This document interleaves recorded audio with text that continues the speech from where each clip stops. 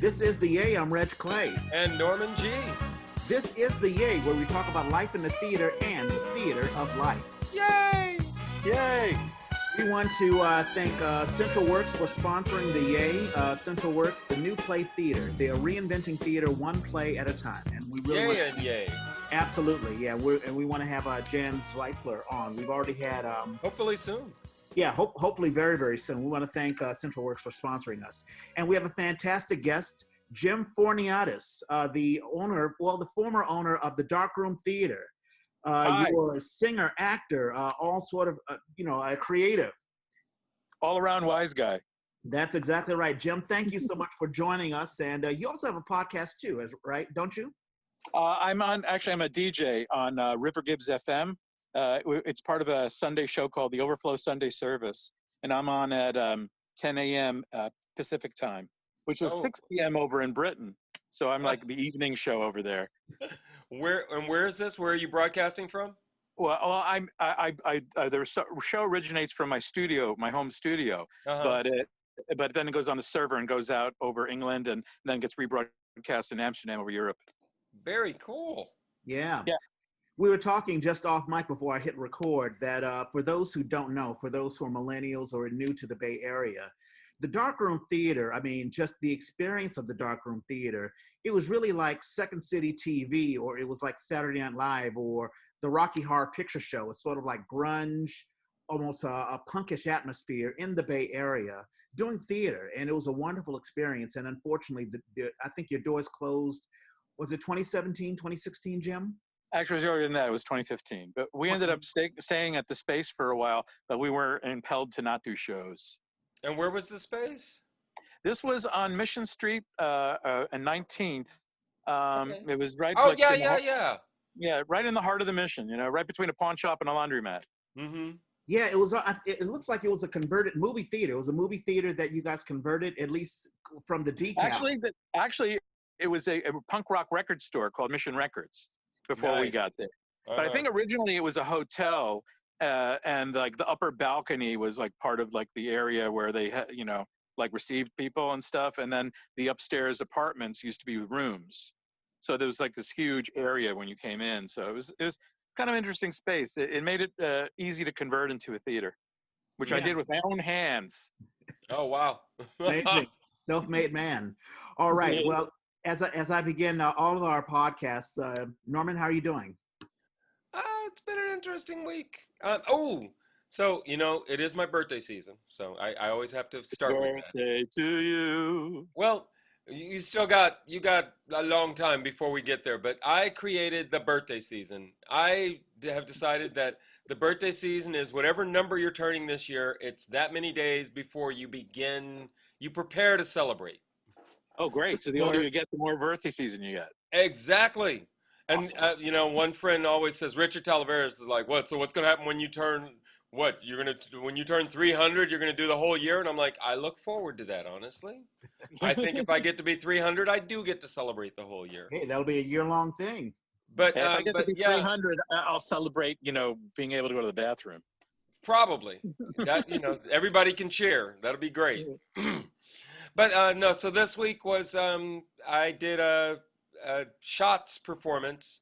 They called it the Boredom Games. It's still available on YouTube, free, but donations always welcome. And I actually ended up doing it's funny, it's always hard to describe Shots because if you say sketch comedy, that's not quite it. We ended up having two kind of serious pieces, and I was in one that was very serious. And it's always exciting to just sort of see what we can pull together. And then people in the final piece, they were playing with these filters that gave people this very bug eye quality, which was fun. Yeah, the millennials do that all the time. They do these pictures, but they have like, I don't know, tails, right, whatever, and you can vision. Well, this one reshapes your face so your eyes are suddenly huge. And it was fun to see them as they, it was two bugs going on a Match.com kind of date thing. You sure they didn't slip some acid into your drink? It felt like it. It so did. And no, it was a lot of fun.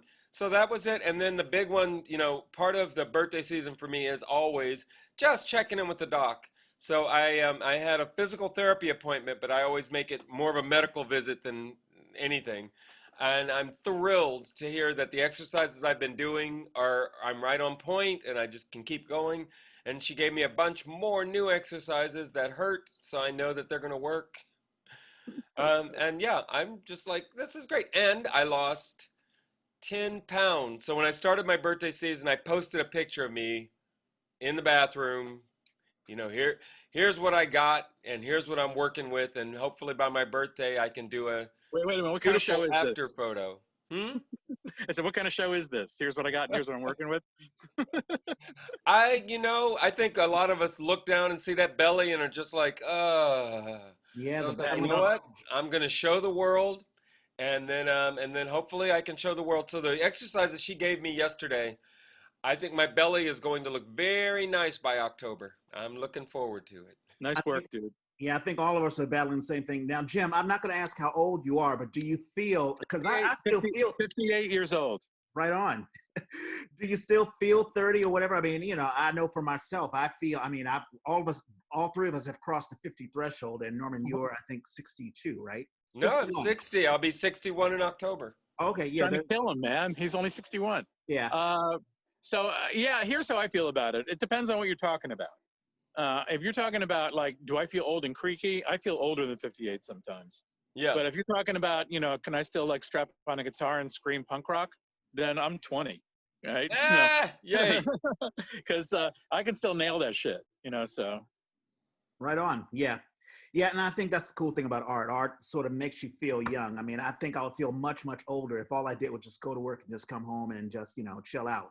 But, doing the art and, doing the auditions, like one of the things that I did the TBA Generals, and of course, all of it's digital. And just getting up and, doing these monologues, it's like, okay, the brain is refreshed and I've got to, I'm active. It's not like being on stage, but, it's still something. It's always good to stay engaged, but it's not just that, because I know a lot of people who are busy are just fucking miserable. It's also it has to bring you joy. Your art has to bring you joy, and I feel like the amount of joy that you have in your art is commensurate with how young you feel while you're doing it. Yep, I totally agree. And everyone should get involved in your thing. I think everyone's side gig has become far more important now, especially, I mean, there've been a couple of suicides and breakups. I'm wondering how COVID-19 is affecting us mentally, spiritually. I think for us artists, we just say, okay, so how do we deal with these constraints and focus our art, through Zoom and whatever. But I do want to tell you, I'm probably the wrong person to ask because I'm living up in Sutter County right now. So I left San Francisco, a couple of years ago. And I was essentially living in like social distancing anyway. Right. I was contacting everybody on social media. I was doing projects over the internet by sending like things for overdubs to friends of mine, just as MP3 files. So it hasn't really affected me in a lot of ways, other than the fact that I can't go to a restaurant or go to the movies. But other than that, I'm usually holed up, in my studio or working out in the yard, doing stuff anyway. So. Yeah, I hear you. Norman, do you know of any friends or whatever who are, I guess they're having some mental issues with the whole social distancing stuff? Not overtly, but I do notice, for example, my mother-in-law, when we go up to drop something off or, have a little visit, I can feel the impulse to want to touch is strong in her. And the happier she gets or more excited she gets in whatever we're discussing, the more I can feel that tension. And I would say at least once a visit, she ends up in tears. Just because it's all so weird. And I'm like, okay, this is probably happening to a lot of people who are by themselves. I guess, it's kind of funny. It's kind of like a mixed blessing because, I wasn't really touchy-feely in my family. So I didn't have a lot of that, which is kind of sad in a way, but it also means that I'm adapting to this better now. You were lucky to have that in your life, but now it's starting to affect you. So you see what I mean? Right. Yeah. No, I think I think the mental health aspect of it can use some more attention as we move forward. Oh gosh, we're going to talk about current events. Ha ha ha! What a week! Oh, we most definitely did well, Oh. especially the Postal Service. I mean, just the last thing about as Americans, we're spoiled. We're really spoiled. We have our toys. We always go to the movies. We go here, we go there, we go Right. to sporting events, and we're having our toys taken away. You can say God is doing it if you're spiritual, or you can say this is karma or whatever it is. However you rationalize what COVID-19 is. But 100 years ago, and I've talked about this before, our grandparents or whatever during World War One and Two, they had to deal with rationing and curtailing a lot of the things they did, and they did it for patriotic reasons. There's no reason why we can't say, okay, this is uncomfortable. I've got to put on the mask or whatever, but I've just got to deal with it. Like for current events, so a man in Massachusetts gave shoppers a COVID hug. He was just going around giving people hugs, saying, "I've got COVID, and I'm going to give it to you." A man in Tennessee intentionally coughs on employees, and in Las Vegas, a man sprays water on people, freaking them out just to get likes on YouTube. So Right. these are the things that are going on. I mean, you have any hot takes on how people are acting irrationally? Yeah. People are idiots. People Right. are just, they're just morons, but more specifically, they have a tendency to, like, as long as they're got all their comfort zone all set up, they can kind of like exist on an even keel. But the second something goes wrong, everybody pushes the panic button. I mean, you remember, dial back like about 4 or 5 months, and everybody was like ripping the toilet paper off the shelves. People Right. started getting nasty. I mean, just over toilet paper. Right. I'm old enough to remember when there was a gas shortage back in 1976. Oh, That's yeah. right. People were getting into During the Ford fisticuffs because they administration. wanted gas. Yeah. You take a little creature comfort away, just like when we had a drought and people were complaining about the water, and suddenly people get nasty. Suddenly it's Right. not about brotherhood and neighborhood and all that kind of stuff. It's about, hey, I want my thing. I want it now, and I don't want any hassle. Right. It's just people don't understand that everybody's got to roll their sleeves up, in a situation like this. Oh, yeah. Everybody's got to That's look what's out gonna for each get us other. through, yeah. Like wearing a mask. I can't believe we're having this discussion because like everybody will like cover their mouth when they sneeze, and Right. they're doing it. They're not doing it because their hand is like going to hermetically seal their face and keep them from getting sick. They're doing it so that they don't spray all over people as a Right. common courtesy. And it seems like the first butt rash that you get from a situation like this, and common courtesy goes out the window, and suddenly people are screaming at each other about their rights and stuff. Yeah. Speaking of which, you can't even. So this is even happening on Sesame Street. There's a place in Pennsylvania called Sesame Place, I think it's called. It's an amusement park, but it's based on the theme of Sesame Street. And an individual, basically an employee, basically told a customer who was visiting there, "Hey, you got to put your mask on." And the guy punched the employee in the face. I think it was like a 17, 18-year-old kid who got punched and had his nose broken just because he was told, "Please put your mask on." It's even happening on Sesame Street, so it's crazy. I know. I had a little. On Sesame Street. I Yeah, love you have to laugh to keep from crying. But on a serious note, in Florida, see, I said that, Trump keeps on talking about open up the schools, everything's going to be cool. And I said, listen, if a child dies of COVID-19, it's going to hit the fan. And already 2 children already have died from COVID-19, a 6-year-old and a 9-year-old in Florida. Oh, we're down to 6 now because there was a 7-year-old a week or 2 ago. Yeah, I got a bigger problem right now. There's like detention camps on the border with kids in them, and they're not socially distancing, right? Right. And their parents aren't there, and that's just like a petri dish. Yeah, Yeah. that's to explode. Zero tolerance policy. Yeah, it's horrible. It's horrible. That's all he can say about it. And also the postal wars. I mean, I've never thought of that. I don't think too much about the U.S. Post Office, prior to what's going on. And now I do all the time. I back when I was in New York City, I used to have a independent record label, and we lived and eat, breathe and eat at the post office. It was all about like getting money in and sending records out and boxing things up. And we were doing it all the time. The post office, I love listening to people complain about the post office because they either have an agenda or they don't know what they're talking about. Because the post office is incredible. It doesn't get any money from taxpayers. It gets money from stamps. And it's cheap, and it manages to get the mail everywhere it needs to go Right. all across the country. Even FedEx uses the fucking post office Yes. when they can't be bothered to deliver something somewhere. Yeah. Yeah, it's So the crazy. I post mean, office is awesome. yeah. Norman, what did you think about the hearing? I mean, amid all of the other Oh, distractions, you had the Postmaster General saying, "Oh, everything's okay, and we don't need right. these machines." So they've taken the machines away because the justification is, well, people don't use the mail that often, so we're justified in taking these machines away. Right. But he doesn't take into account the crisis that we're having right now, and Yeah. they're not taking machines away in Alaska, Yeah. but they are taking them away in New York. Yeah. Well, why does that surprise you?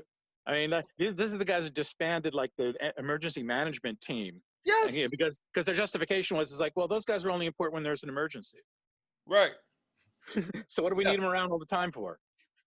Yeah. Now, isn't there a House hearing coming up? This was the Senate hearing, right?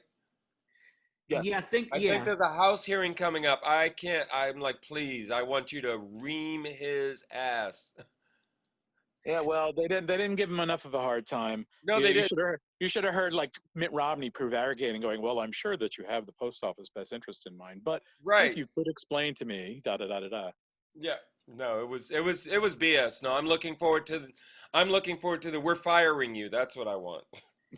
Yeah, the only problem is, I mean, the Senate is so controlled by the Republicans. I don't know if anything's going to really happen. I mean, I get so disappointed when, the House, Adam Schiff Yeah. and Dow Demings or whatever, really hit. And then it The goes, most they can do now is just like drag him up there and try to embarrass the Republicans, because nothing's going to happen before the election anyway.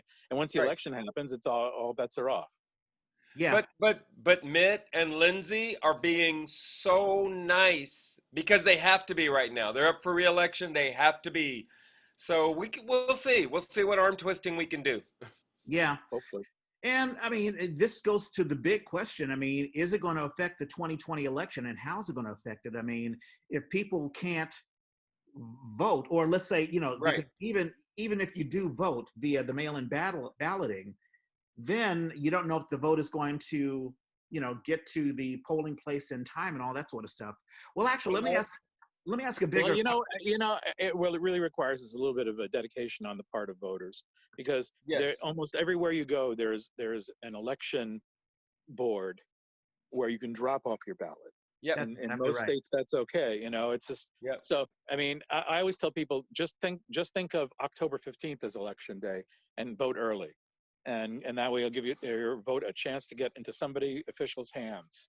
And barring any like really serious malfeasance, with voter suppression, I'm sure that if you get the vote there early enough, it'll get counted. Yeah, for those who care. I mean, there are people who are proactive and who will, do the absolute best they can. And then Yeah. there are those who are just sort of reluctant. So I'm hoping that people will be proactive and will actually get out and vote. And, you're absolutely right. You don't need the mail post office. If you can get to the polling station, you can just drop it in the box there. Well, and Mara got me to sign up for making calls, which when they did it, when she did it the first weekend, I heard her doing it. I was like, this is cool. They were calling Arizona, telling people just what the deadlines were, what you needed to do, and where you could get more information if you wanted it. Not even talking about the candidates or the issues, none of that. Just making sure people had the information on where to get registered and vote. And I was like, that's cool. Well, we did it last weekend, I think, and I was pissed because all we were doing was cleaning the rolls. I think it was Pennsylvania. All we were doing was cleaning the DNC rolls. We were just going through and checking phone numbers. 9 out of 10 calls I made were either disconnected or went straight to voicemail, and we weren't supposed to leave a message. I worked on a local campaign here, and we have like a fraction of where you guys have, and there was a lot of like dead addresses. So it's going to happen. And I was pissed, but I'm willing to do that till the election. If we can, for the two people that I talked to who said, "Oh yeah, no, I'm supporting. I don't have time to talk about this right now, but I'm totally supporting." Like, great, I'm done. I can mark you off and keep moving. And then I had a handful who, I think they lied. So after the first one or two, I changed the format. They gave us a format of what to say, and I changed it because I was like, before I could get anywhere, they were already saying, "Oh, you wrong number. It's the wrong number." And I was like, "Oh, okay. Well, I'm sorry. I will, I'm calling from the Democratic Party, and I'll make sure that we take your number off the list because I wanted them to know that if they really didn't want this, that it was gone. But if they were just lying to me because they thought I was spam or whatever, Well, that's like, the thing. no, your name is on the list. You're fighting against a lot of annoyance calls, Yeah, and they're just in their heads they'll lump you in with it because people are always like blocking calls or yeah. answering phone calls that they don't want to talk to, and it just gets frustrating. I know me personally, I can't stand it. I get like about 7 or 8 spam calls No, agreed. a day. No, and for every one that I say, oh yeah, go ahead and talk to me, I'm blowing off 2 and I'm not answering, half a dozen more. So I get it, and I will. That's what I'm saying. I'll put the time in because I want this to happen. And especially if we're calling those states where we need the pressure, yes, you can have my time. Yep, absolutely. Yeah, I mean, we all should be vigilant and we all shouldn't take it for granted. But I've got this sense that things are going to work out better this time because, you know, Hillary Clinton, although she was eminently qualified, was a flawed candidate, Yep. and she couldn't excite the Democrats. Yeah. And Trump was, he's Trump. He's a professional wrestling guy. I mean, Right. he's got kayfabe on his side. He was able to get elected president without having to prove anything, Right. other than the fact that he wasn't going to be like anybody else. Well, Exactly. we've had 3.5 years of not like anybody else, and it isn't what we thought it was going to be. So I think Right. you're going to lose some of those people, and it was so close that he only needs to lose some of those people. Yeah, Right. Yeah, exactly. And I think the energy is right this time around. I mean, not just because we're all jaded because we're Democrats here, but Well, I figured you would talk about the convention because, oh my goodness. yeah, exactly. No, I want to segue into that. So what did you think? I was very, very proud, especially the last night.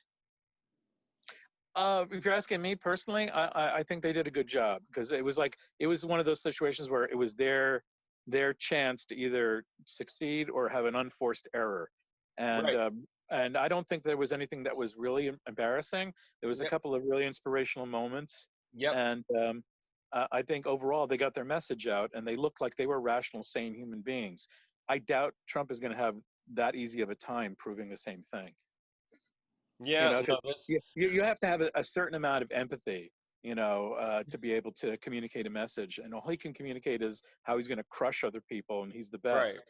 And there's enough evidence to prove that he's not the best at doing this job now. So Oh it's yeah. he's starting to sound like he's full of shit. I watched the first night. I watched some of the second night. But that Tuesday and Wednesday, we did our show on Wednesday. So Tuesday was tech and Wednesday was the show. So it was funny at one point, like Michelle Obama is speaking, and I'm on Zoom, but I will not unmute because I just want to hear the end of her speech. I was horrible. I'm supposed to be in I rehearsal, love and I'm like, yeah, Michelle Obama. I'm here, but no, I'm listening. I And then the love rest her. of them, I just pulled the speeches up and listened to speeches. But I did want to see the drive-in moment, which really wasn't as exciting for them to spend the whole week talking about this drive-in moment. It ended up not being very exciting. It was a typical, here they are, that was nice, but I'm like, you got a drive-in moment. Show me all those cars, please. I wanted them to, instead of clappy, like beeping their horns and stuff like that. They did. They Yeah, did. And yeah, there was I did see one a little shot bit of from that. behind Oh, with they the did that. lights Okay. all flashing, and that was cool. Yeah. Okay. I didn't actually get to see Biden's speech. I tuned in for Obama's speech. Just a Yes. chance to hear him talk again is always special. A I love president that guy. speaking in complete sentences. It wasn't even that so much, and it wasn't even that he said something that was so groundbreaking. It's just, there is a decent human being with a brain. I miss that guy. I really miss that guy. He was funny. He's charming. He's personable. He's super knowledgeable, and he seems like he's a responsible human being. It's like, what the fuck happened to us? Yeah. The one special moment, the 13-year-old, the Brighton Harrington, I believe he is in New Hampshire, who had a speech impediment. And he talked about meeting with Biden. And that was sort of because a lot of it is sort of, yes, you're moved by it, but you're sort of the built-in audience. But that was one of those touching moments where even if you're a diehard Republican, you have to really feel for this kid who is stuttering. But he talks about how Biden, bonded with him because Biden stutters every now and then. What So night was that? that was the last night. Oh, damn. Okay, Yeah. I will look it up. Yeah, there was a few moments like that were really special. There was the one guy who had ALS. Yes. Who Addie, spoke very eloquently about, his situation, his condition, and, just like, the moral responsibility of taking care of, people, and not always just taking care of yourself, taking care of each other. Yes. And then there was also that poor woman who lost her father. Yes. To COVID. It's just kind of, sometimes I feel like numbers, especially when they start to get higher, you can't comprehend them. You can't, like, when you hear the universe is like billions of light years across, you can't even think about that. I mean, to me, that doesn't seem that much different than 100,000 miles. I can't fathom the difference because it's out of my brain range. And I think that when you see a person actually have a story and suffering and see the emotion on their face, you can empathize with them on a personal level, and it makes the number of 150,000 sound 150,000 times worse because you see one person suffering. Mm-hmm. I thought that was probably one of the most powerful moments when she said that her dad's only pre-existing condition was voting for Trump. Yeah. That was and Sharon Stone. Sharon Stone has been all over the media talking about her sister, and I think there was another relative. Yeah, very, very powerful. Everyone is emoting, and I not that I want to be cynical, but I think that COVID-19 was sort of a blessing in disguise because it really exposed, if anything, of all of the missteps that Trump has done, this has really exposed Donald Trump. Yeah, he wasn't lucky. He thought he'd be able to get through 4 years without a big upheaval happening. But this would have happened with anything, whether it would have been a hurricane or wildfires or anything massive thing that would happen. He would have been ill prepared to handle it, because being prepared to handle something means that you give a shit about people. Yep. He's a monster. Yeah, he's really a monster. Yeah. No. He really is. Did you have anything else for current events? Because I think that's no. That was the big one. And with that, we are going to let's get into an origin story. Jim Fourniadis, and also I was doing some research. You were also the author of The King Lives, an Elvisceral Adventure. Yeah. So you're an artist. You're a songwriter. You did the band. I mean, you were almost like I'll say it in a good way, almost the Forrest Gump of the West Coast. You did a little bit of anything and everything. So how did you get involved in just art? I mean, where did you grow up and all that stuff? I grew up in New Jersey, about an hour southwest of New York City in Monmouth County.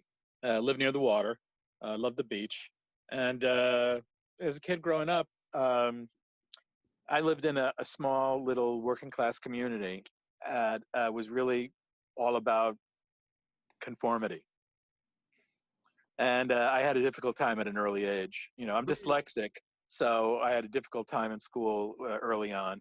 But the thing about being dyslexic is I think it teaches you to shoot your attention in like a million different directions. And I was always been a really good multitasker. I always had a lot of plates up in the air.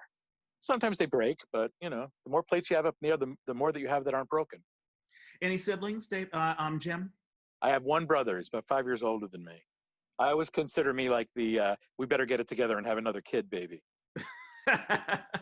Yeah. Well, how was growing up in Jersey? I mean, it's funny you mentioned Jersey. My parents just vacationed in, I believe, Ocean City, and so that's one of the favorite places they go to.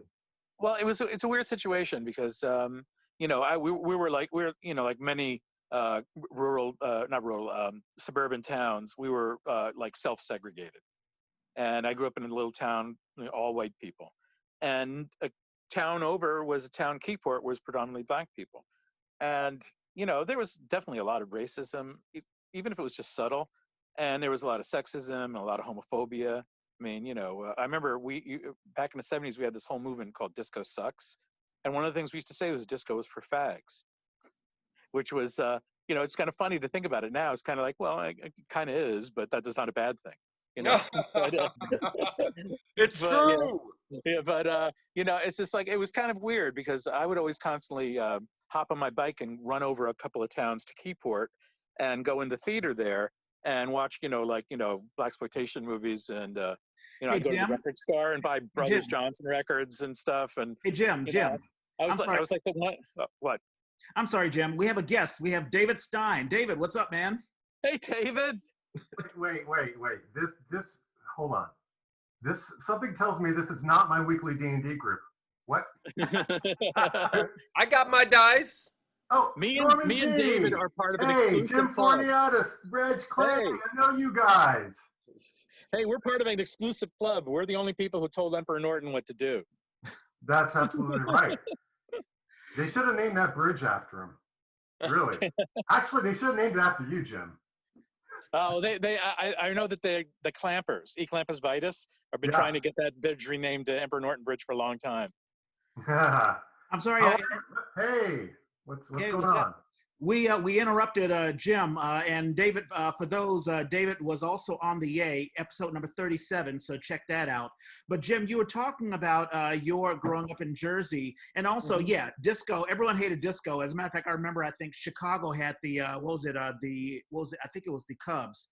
They had the Destroy Disco Night or right, yeah. Oh wow. It's just looking back on it now, there's a lot of disco that I like. For one thing, back in the 70s, disco was done by session musicians. A lot of really cool cats who are getting the groove going. I mean, some of it stunk, but then again, some rock sucks too. So no genre is immune to sucking. Well, hey, if it weren't for disco and the divas of that time, like Donna Summer, that song "I Feel Love" is like an electro hit that never would have happened if it weren't for disco. Right. Yeah, no, you're absolutely right. And I remember Sylvester and the stylistic, the Dells. I mean, we can go on and on and on. But also, right around the same time of disco, you also had the underground of course, rap, but also punk. Punk was getting big, although punk was still in the underground. Very few people knew about the, I'm trying to think, the Ramones. And Ramones! Hey, check it out, my shirt. Oh, right on, CBGBs, yeah. Yep, I played CBGBs many times. When did you play CBGBs, Jim? Excuse me? When did you play there? Well, I lived in New York City from about 1985 to 1992. So I played pretty much, like bi-monthly at CBGBs. Whenever I get a gig or whenever they need somebody to play exit music for a popular act, they would call up the Rats. Nice. Oh. It's sort of like you don't have to go home, but you can't stay hear music. Kind of, yeah. It would be kind of like I would basically play in people's backs as they slowly filed out of the club. Yeah. But for those who don't know the history, so the history of rock and roll, they talk about how CBGBs, I mean, that's where Blondie began before she made her transition into disco. And back in the old days. Yeah, Talking Heads. I have a painting in my living room that I did when I was 18 of CBGBs from a photograph of the morning after a Blondie concert with all of the beer crates and all the garbage in the street right out front of it with a poster in the window that said Sunday, Blondie Sunday, because she used to do these Sunday stints at CBGBs back in the day. Oh, yeah. So I've got that still hanging in my living room. I just remember recently someone did a small miniature, scale model of the bathroom at CBGB's. It was actually pretty accurate. And I worked there when I was 16. I was going to ask you, the bathrooms are just like epic with all of the graffiti. There isn't an inch left. The first thing I thought of was how they smelled. It was it's hard to forget that smell. Oh, right. When did you move to the Bay Area? Because when I think of the darkroom, I really do think of that's sort of the West Coast and a theater version of CBGBs and. Thanks. That's a big compliment. No, it is. And our bathroom was a little cleaner. Yeah, and Cafe Wab, that was a London scene where the Beatles sort of did their thing before they became big. But I moved to the Bay Area in 2001, and I didn't get into San Francisco in 2002, and that's when I started working at Spanganga, which is another theater that was essentially like the Dark Room, only they also had an art gallery as well. And I worked with a guy named Sean Kelly. And the sex parties, yeah. And the sex parties. I worked with a guy named Sean Kelly who was like really super awesome. He gave me my start. He allowed me to direct my first couple of plays over there. And when he decided to close his theater, he gave me his Rolodex and basically shot all of his customers over to me. And I was able to very easily walk around the corner, open up the dark room, and just, pretty much hit the ground running. He saved us about a couple of years of bullshit. in getting the theater up and running. So I can't help but give him props. So it was me and Erin, my wife, just decided to get everything done, and we basically split up the stuff. I built the stuff. She got everyone costumed and took care of the business end of it. We both went around and found people to do stuff and to get ideas and stuff like that. So we got together with her and Rhiannon and Ty McKenzie. Yeah, Ty McKenzie, who is, I believe she's still the technical director of Phoenix Theater, working with Linda Ayers Frederick. Right, and she also has Stageworks as well. Yeah, no, she's awesome.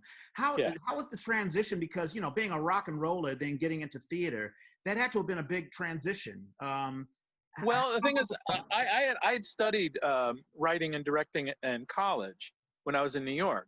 But the theater scene in New York is all about, it's basically like a farm club for Broadway. And it's really hard to get in there because, there's a huge waiting list. There's a big pecking order there. So I would have had to wait for a lot of people to die before I even got a chance at doing something decent. So I kind of gave it up. But when I came out to San Francisco, the music scene was something after having been in a band for like 15 years, I didn't want to start from scratch.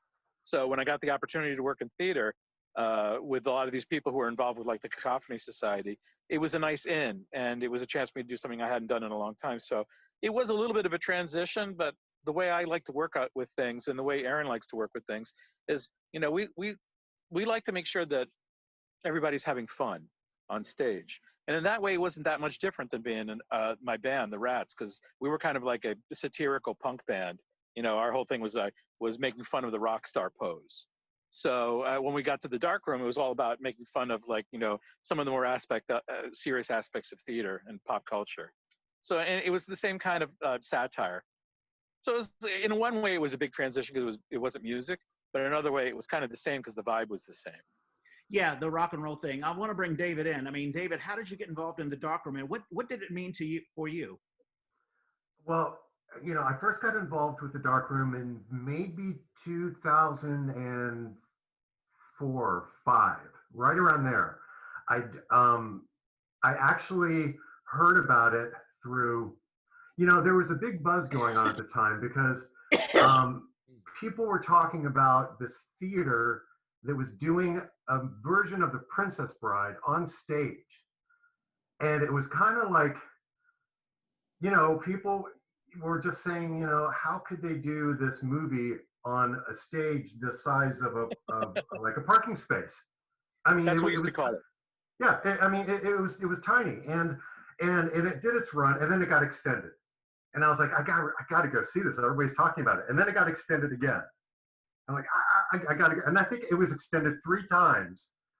And then we did it another time a decade later. That's right, but I finally got to see it in one of the extensions, and then I knew what everyone's talking about. It was magical. It was punk. It was, I mean, the illusion that was created on stage of the scenes from the film were so ingenious with just specific props, no set, but it really just compelled the audience to use our imaginations, which that was it. It was all about using your imagination. Yeah. And but at the time, I mean, that's kind of like radical. When you think of like theater, you think big productions, you think ACT, sets, costumes, you think of all the trappings of ways to entice people to come and see it.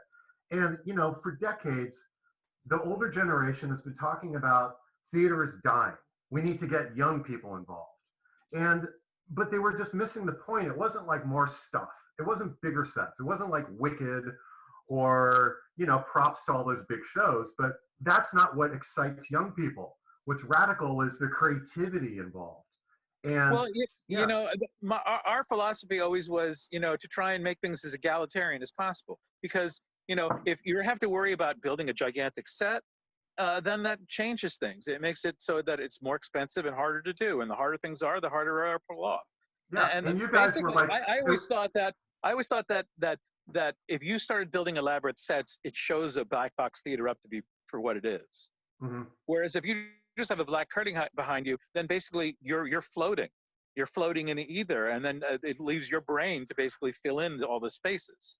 I'll never forget the one scene in the show where Jim was in it, and I you played were Fezzik.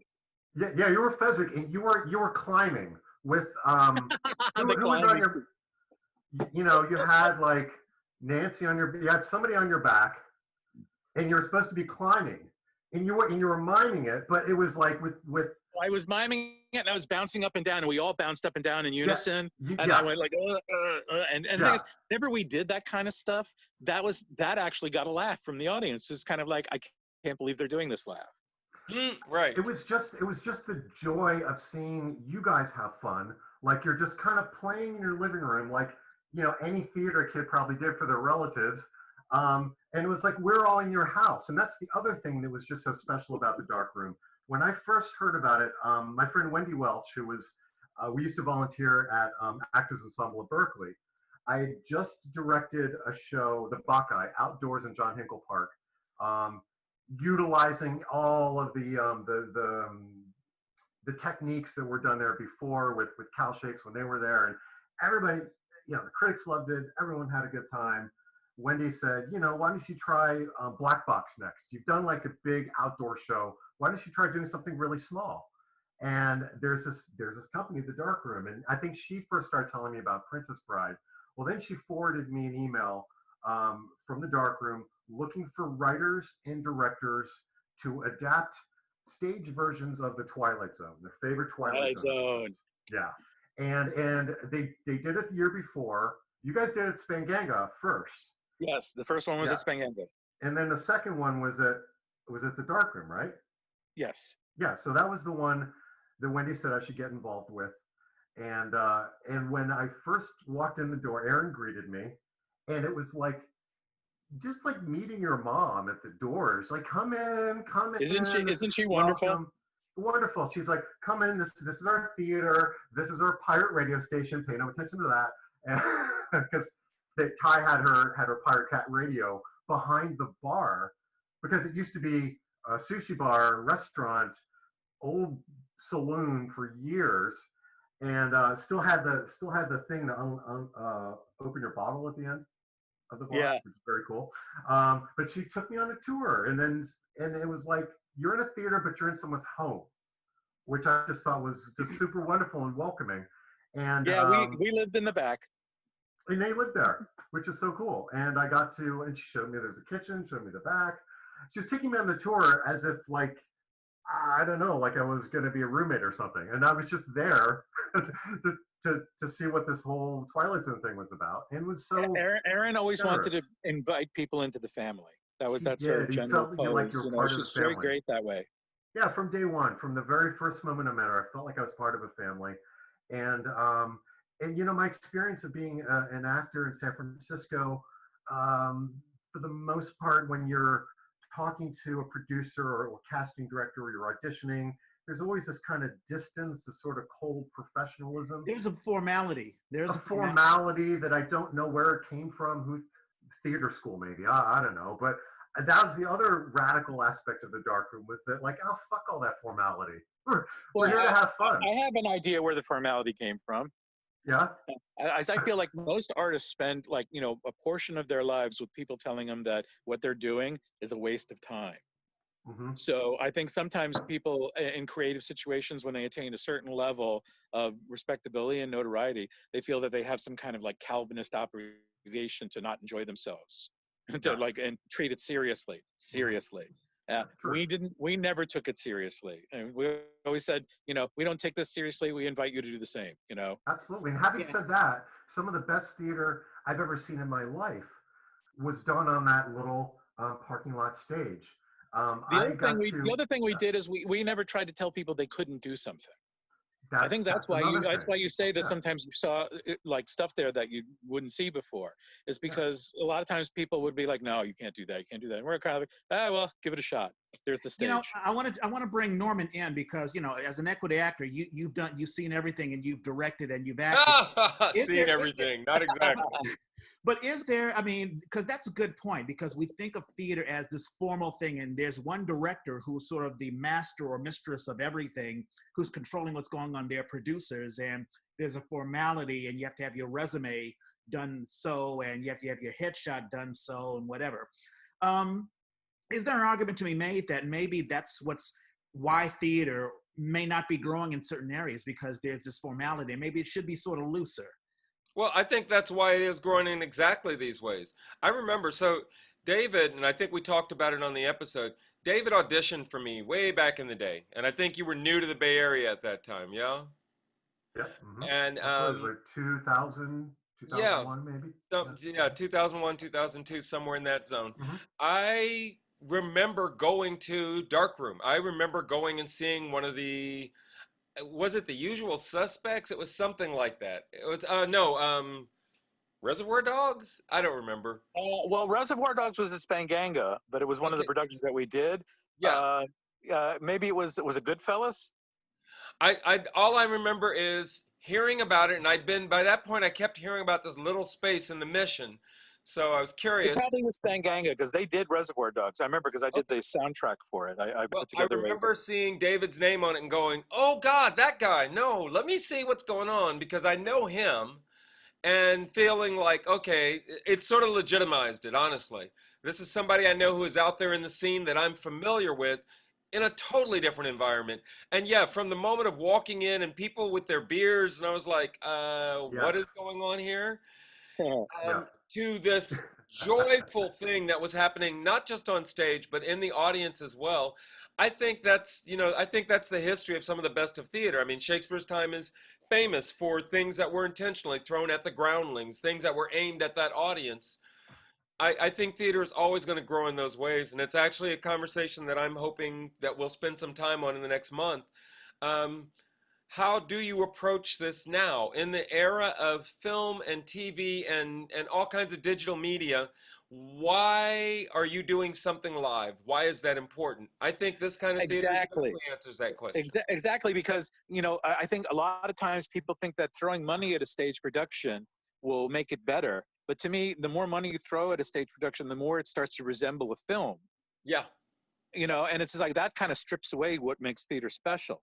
And also, when they start throwing money, they always start throwing money everywhere else but at the performers. Exactly.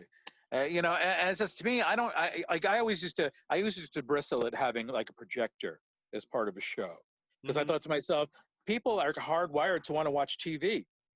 So if you have a projector kicking it during your performance, people are going to look at that and not the actors. Right. So it's just, to me, it's just like the actors are enough. Like I always used to say, I remember one of the first arguments I had with someone I was working with is they wanted to build a cockpit when we did Dr. Strangelove. And I said, cockpit schmockpit. Fuck the cockpit. It's going to look cheap no matter what we do. All you need for a cockpit is 2 folding chairs and one guy with his arms stretched out like this, going like this. Bam, you're in a cockpit. Jim, do you remember in the Twilight Zone, the second one, I did a show with Warden Lawler, Perchance to Dream. It was the one where the guy is sleep deprived, and every time he falls asleep, he sees Maya the cat woman. And in the episode, it was like at a funhouse carnival. So Wendy Welch, who was in it dressed in a cat suit with a whip, and I think I used like a 9 Inch Nails song for that. But at the very end, Warden has to jump out of a very tall window in a city. So all we had was just a black tap hanging, and he went, he'd go over to where the window is supposed to be. He'd reach his arms into the black, and then we do the sound effect. He'd do the motion of the window opening, and then he'd open it, and you'd hear the crowd below, and and so that was the window that he jumped out of, and all we did was a blackout for when he jumped out, and of course him on a microphone just going and it was perfect. I'm a sound engineer, so what we didn't have in the way of visuals, we would make up for with a lot of complicated sound cues. When we did Young Frankenstein on stage, I actually set it up to be quadraphonic sound. So like you have like the lightning like filling the entire theater. And the speakers are in particular areas too. Yeah, but the thing is that one of the basic principles that we had at the dark room, and it kind of feeds into what David was saying, is that we never considered something, like a disaster. To us, it was always a study in trying to take something that was a liability and flip it around and make it work for us. Lemons and lemonade kind of thing. Like when we did Clue. You're supposed to be in all these different rooms in this gigantic house. Well, of course, we had this tiny little stage, and Clue is a huge cast, so we had all these people crammed into this tiny little stage. And the thing is, we had to go from we're in the library. Let's go to the conservatory. So what we did is we had everybody turn around, face away from the stage, and then the lights went out. In the darkness, they turned back around towards the stage. And then when lights came up and they were looking around going, oh, we're in the library. And not only did it solve the problem, but it got a laugh because people are like, you're in the exact same spot. It's when we're fooling everybody. Yeah. It's like, you can't fool the audience, but you can have fun with them, Yeah, and that's the thing. I mean, you have to trust that the audience can have an imagination all of its own, and it puts pressure on the actors. I mean, it gives the actors, hey, listen, you're not going to have props to hide behind. You're not going to have a costume to hide behind. You're not going to have the set. Let me stop you there. We actually had really good costumes. Erin was our costumer. And in fact, she used to say that the costumes were the set because she would dress people up so ornately. And we usually had pretty decent props too. I remember when we did Batman, I built this really weird shrink ray gun that had like tubes and weird like shit coming off at the end of it, and it blinked, and stuff like that. So we did have that kind of stuff. It was really more about the sets, because I always thought the sets. Black made things disappear, and the sets made them look small. Yeah, but also the actors. I mean, I remember my wonderful experience with the darkroom. Not only the Twilight Zone, but also the Gong Show. The Gong Show was just amazing, and I remember David. I mean, Dave. You and I, we met. We did a performance with the EastEnders. It was A Night's Escape.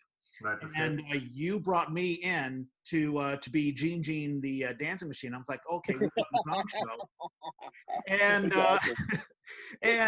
and you just went on Craigslist. I mean, this was even before, social media, just bringing in all sorts of people in. Hey, if you got to act, if you got whatever you want to do, come on in. If you think you've got no talent, please, we want you. and I was like, wow, this is what it's all about. This is what the darkroom experience is about. And, all of these crazy. The only structure was we had Craig Dickerson, who was the anchor, who played our Chuck Barris. We had our three celebrity judges for every show, which we tried to rotate. I think we had about a dozen different judges on six nights. We had a night where Jim was a judge, Eric Geek Boy, and Michael M. Yeah. I got a video of that. Yeah, it was Sherilyn Conley. Yeah, Sherilyn Conley was there. Sherilyn. We even had Sean Daniels, the casting director at the time from Cal Shakes, as a judge, and it didn't clue the judges into anything that they were going to see. And yeah, you're right, Reg. We just got some random people from Facebook, some people that I actually knew that were actors, including you and oh gosh, who else was in it? So long ago. But you guys are such great sports, and some of you who just were going to get gonged knew you were going to get gonged. Some people who didn't think they were going to get gonged did. Yeah, there were some people who actually took it seriously and thought they were going to win. I think that was like almost 20 years ago, and they're still angry about it. Yeah, I remember the great Satan, the great Satan, and I remember the girls who had the lollipops and they were the popsicle twins. The popsicle twins, and the pianist was Rona Siddiqui, who is now on Broadway. She's right. Yeah, I think I don't know if it's Kinky Books or, but she's doing some amazing things. But she started at the darkroom, and well, I won't say she started at the darkroom, but she graced our productions a few times. She played all the piano for me when we did Wicker Man, and she was fabulous. Yeah. No, she was wonderful. We were so lucky. The energy was just amazing. So how did and not to be a downer, but how did it end? Well, we were living there, and it was not zoned for living and working, as many art spaces are. And what ended up happening was the neighborhood changed.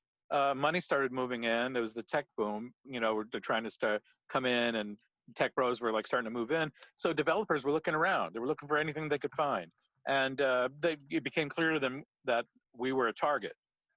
We could easily be busted for the situation that we were in. So people started ratting us out. It would be like on a weekly basis, we'd get, people coming in and like, saying, oh, we got a call in about yada, yada, yada. We need to come and take a look around. So what ended up happening was we had to close the theater. It was either close the theater or move out, and we couldn't afford to move out. So the joke was on them in a way, because they wanted to get rid of us and they did, and we ended up staying there for another couple of years. So they weren't able to get the space, but they did screw us as far as the theater was concerned. Yeah, it's a real shame because it wasn't just your home, but it was a home to a lot of individuals who probably would not have even thought about auditioning at the ACT or some of the other theater companies. I mean, this was sort of a we kind of like to think of ourselves as community theater. It's just our community was like artists and musicians and all those people, so they would take time out from some of their more legitimate things to come and goof around on stage with us. Yeah, it was such a thrill getting to be at your wedding there, Jim, and I think I sang even. Yeah, we had a karaoke thing set up afterwards in the theater. Oh wow, I didn't know you guys were married there. That's awesome. Yep, we were married there, and it was officiated by Sean Owens, who was dressed up like the Pope. I threw Jim his bachelor party.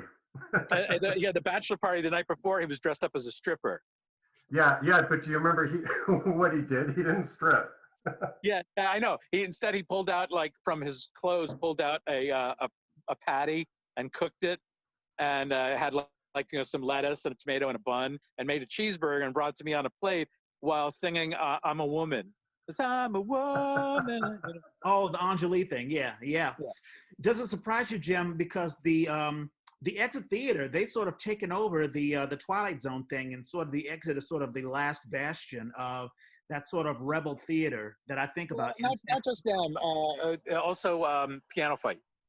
Rob Reddy and those guys out there are doing a great job, kind of keeping like the comedy theater aspect of what we were doing going. And the Exit, not to take away from them, but they're not as comedy based as we were. Piano Fight are expanding to Oakland. Yes. Yeah, they took over the flight deck. They're going to manage the flight deck.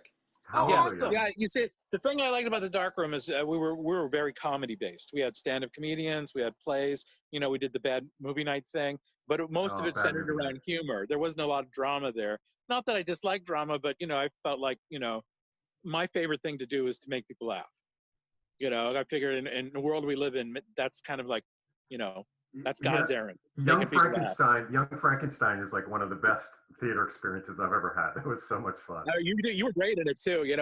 One of the things, let me blow his horn a little bit. One of the things about that play, and also when we did Star Wars, is I wanted to set it apart from the film in a way. So I had two people who were like the village idiots acting as audience surrogates to kind of like talk about what was going on and react to things. Mm-hmm. And David was one of them. And it was great because they would sit there and they would point out the ridiculousness of what was going on stage. You know what I learned from that show? Is how much I hate wearing a fake mustache. And what a pain in the ass fake facial hair is during a show.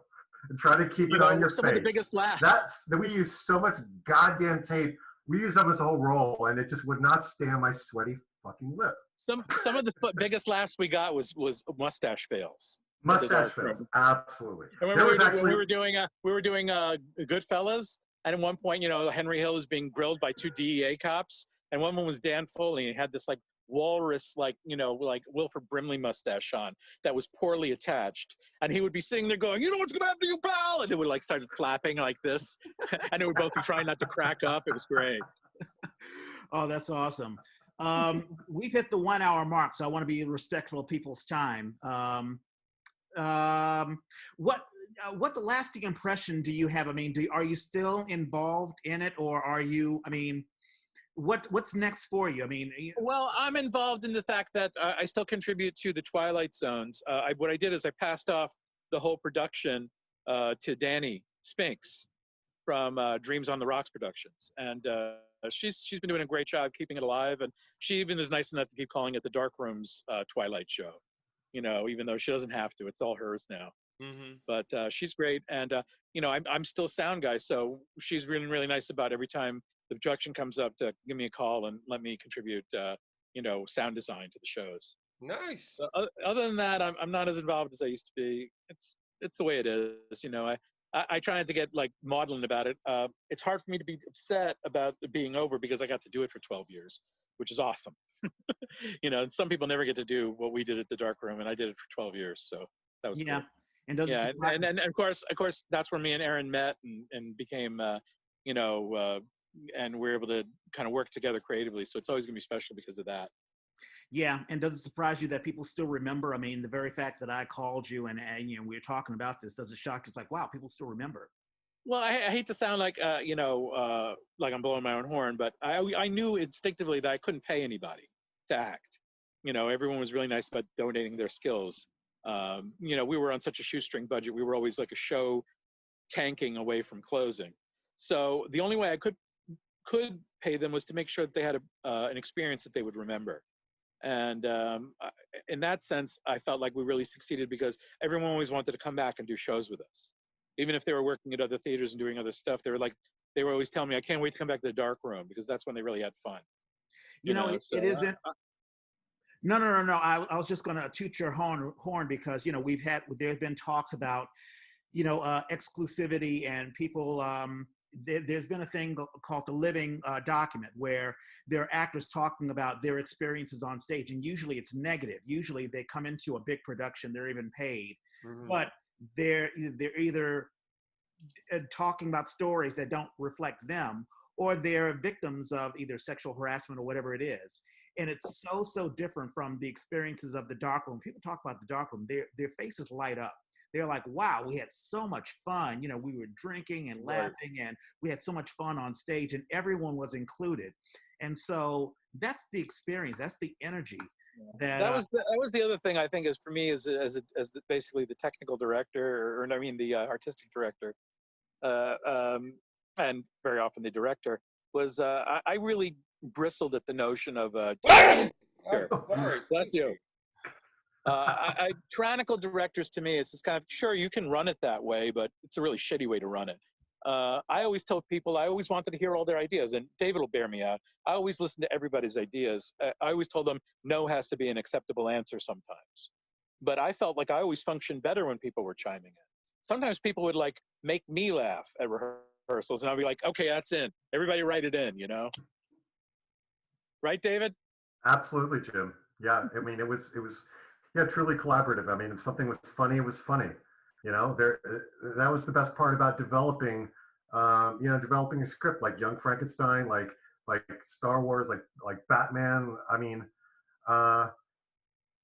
you know, didn't have to be like absolutely like, you know, it wasn't this holy reverent thing that we're holding on to where we have to, you know. Yeah, what's the point of that? You can go see the movie. To me, I always felt like if I'm going to do something like Star Wars, I want to give people the experience of seeing it for the first time again. Absolutely, yeah. Reg, do you remember you were in the Twilight Zone?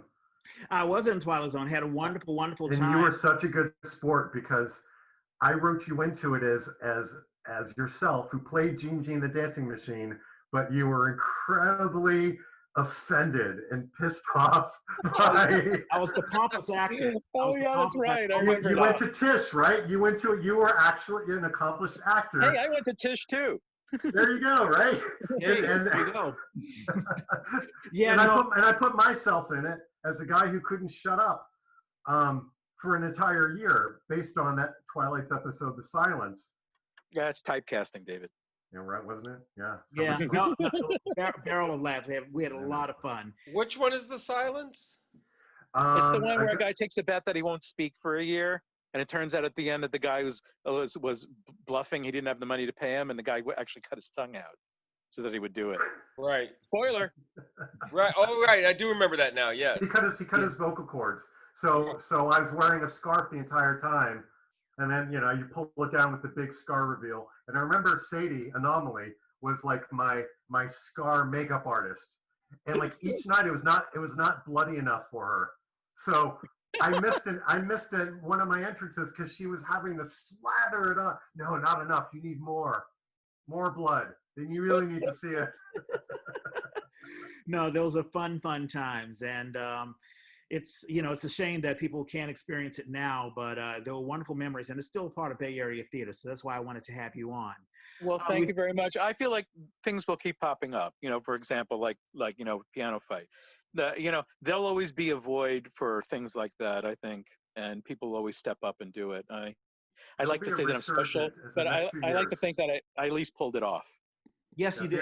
theater will make a comeback. We will rise from the ashes of literally the ashes. Yeah. And of the social distancing. And when we're able to socialize again, I mean, look out! It's going to make the '70s look like Barry Goldwater's '50s. Yeah, exactly. All righty. So let's get into shout outs, birthdays. Norman? Just checking. Oh, it looks like it. Is that today? I think that's today. Come on. Yeah, I got a short list today, thankfully. I love it when I can say, oh gosh, maybe people weren't just having sex all the time. Um, so today, the first one is Steve Crum. Is a guy, is an actor that I met.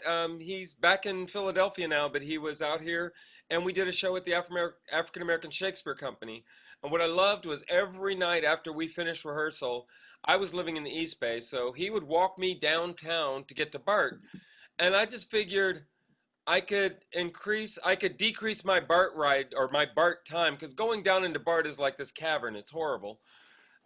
So I would rather walk out in the air for a few blocks and go to the next station. And he would walk me all the way downtown, and occasionally we would smoke a little something on the way. So That's okay.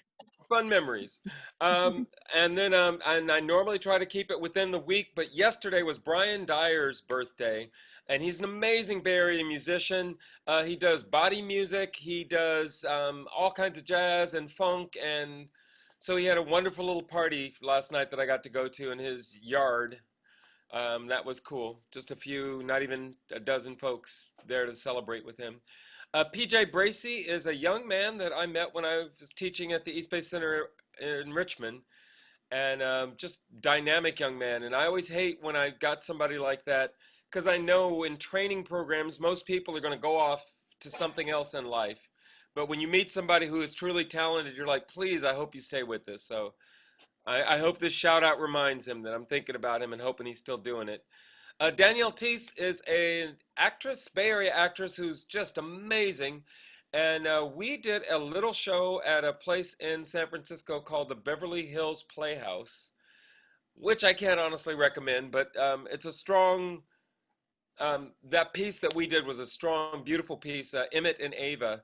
And she played the mother of a young woman who had died, and I played the father, single father of a young man who had died. They died, the young people had died in a car accident. And we were just meeting, and the white parents did not know that their daughter was in a relationship with a black man until we have this conversation. It was a wonderful little reveal. And Danielle and I have known each other for a long time. And so finally getting a chance to work together was wonderful. Kelly Ground is, I'm a union member, and she was our rep for a while, and she is still very much an advocate for what's going on for union folks here in the Bay Area. Mika Michelle Castro is an actress. I met with the work that I'm currently doing. I do standardized patient work at UCSF Medical. Med students have to interview us and figure out what is wrong with our characters. And Oh my God! A friend of mine who just passed away recently. Frederick Mead used to do that down in Louisiana. yeah, it's a Frederick weird work. Yeah, he did. But fun, and it makes you a fucking hypochondriac.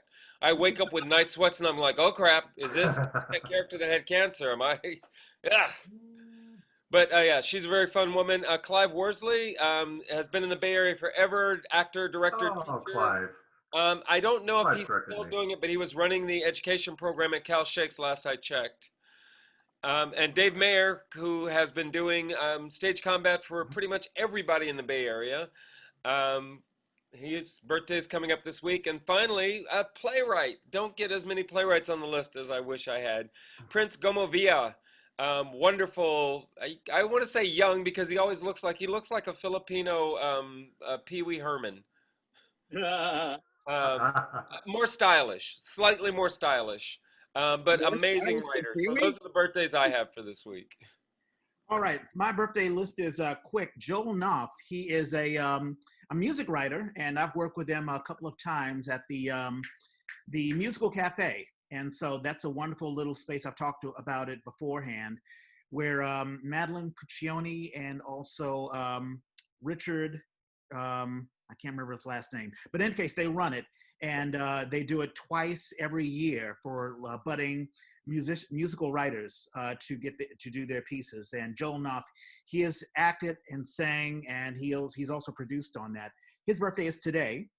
Also, Mimi Totten, a good friend of mine, a great singer and an actress, and she was in my little mini musical Nia. Her birthday was yesterday, so happy birthday, Mimi. On Monday, a Philippine actor, Patrick Silvestri, actor and also a playwright. He's been involved in Bendel-Stiff for a long, long time. His birthday is tomorrow.